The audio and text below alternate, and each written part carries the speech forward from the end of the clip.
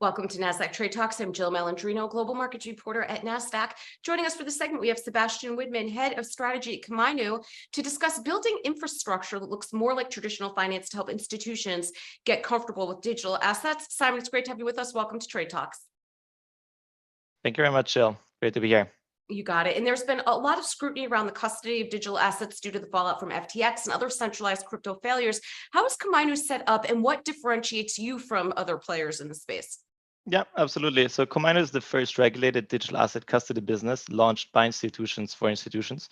We launched in 2018 as a joint venture between Japanese investment bank Nomura, a digital asset infrastructure provider Ledger, as well as digital asset fund manager CoinShares, to fill a gap in the marketplace and be able to provide segregated, secure, and independent custody services. So since then, our focus has been really to focus on custody by providing our clients with segregated client-by-client wallets, never commingle our clients' assets, so really focus on segregation of assets instead of omnibus wallets, and then through custody to create utility for our clients to access the broader ecosystem.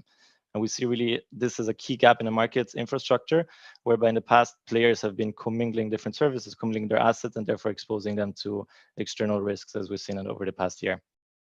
One of your goals is to build infrastructure that looks more like traditional finance to help institutions get comfortable with the digital asset class. Tell us about Comino Connect and the mechanics behind it. Yeah, absolutely. And some of the reason for that is, I think in the digital asset ecosystem over the past year and still today to some extent, you see certain players that really commingle different services and really try to become a one-stop shop, whereby exchanges often act as custodians, they act as prime brokers.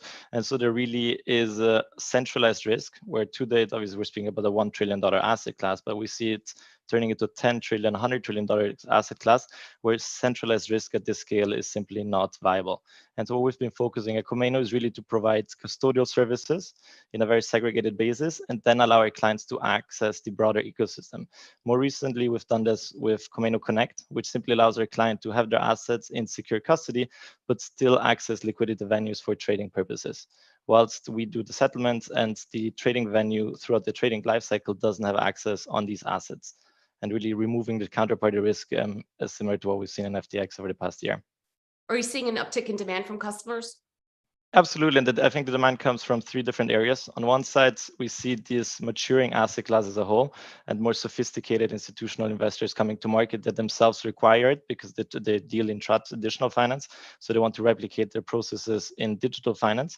We also see an uptick from more forthcoming exchanges that understand that regulation is coming that way. Regulation is wanting to segregate the value chain and really keep custody as a standalone function.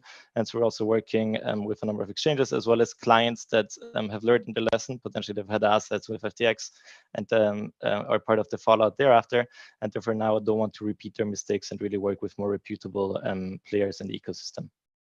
You also announced an enhanced staking application for Komainu. There's been a lot of pushback around staking. Has that impacted, your rationale behind that? Yeah, no, absolutely not. So one of the areas is we're purely a B2B player. So we purely focus on institutional clients. We don't have any retail exposure. And that also limits what we do. So for example, on the staking perspective, our clients again have segregated client-by-client wallets. We simply allow them to connect to staking providers and really earn a return on their assets while these are kept in custody. So we don't promise any security deals, etc. It's simply again to the point around creating utility out of custody. Some assets can have proof of stake, and therefore we allow our clients to really access the broader ecosystem, again, in a secure and regulated compliant way, directly out of custody. Was the timing of the launch linked to the Ethereum Chapella upgrade? Not directly. So we've done a lot of research and internal development on staking for over a year now. I think there's been significant interest coming on the back of the Chapella upgrade. This is the first time that institutional investors know that they can unstake Ethereum. And obviously in the past, there was a bit of a red flag for them to gain exposure in the first place. So now it's created much more comfort in the market. We're continuing to educate our clients and really enable them to access the broader ecosystem, including through Ethereum staking. The regulatory climate in the US is uncertain, to say the least. How do you navigate, and are you seeing crypto hubs emerge globally as the industry is being pushed offshore? Yeah, so we today don't have a presence in the US, so I can't comment on the current regulatory landscape here. We are regulated in a number of jurisdictions. So we have our HQ in Jersey, in the Channel Islands. We have an office in London, as well as in Dubai, where we recently received a regulatory status and are now operational. We definitely see a mix. I think digital assets are a global asset class. So we see more favorable regulatory regimes in some jurisdictions than others. And this really helps in terms of attracting talent, investments, and infrastructure plays.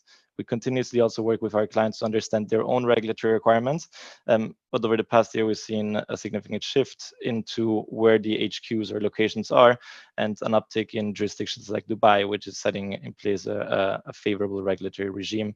And we're becoming one of the first players to go live there and really act and service institutional clients. And finally, Sebastian, crypto is continuously evolving. What is your big picture forecast for the industry, and how are you positioning Komainu? Yeah, absolutely. So we were focused, and I think the conversation moves from crypto to becoming more of digital assets. So we believe that digital assets encompass crypto, but as well as stable coins, as well as real world assets that are soon migrating to the blockchain. So we're positioning ourselves by working closely with regulators, as well as our institutional clients, to understand where the market is evolving, what the latest innovation is in the space, and to make sure that over the coming years, we can continuously service our clients the best way to really help mature the overall ecosystem, and then again bring it from a 1 trillion asset class to a 10 as well as a 100 trillion asset class. All right, Sebastian, we appreciate the insight. Thanks for joining us on Trade Talks. I'm Jill Malandrino, Global Markets Reporter at Nasdaq. Thank you, Jill.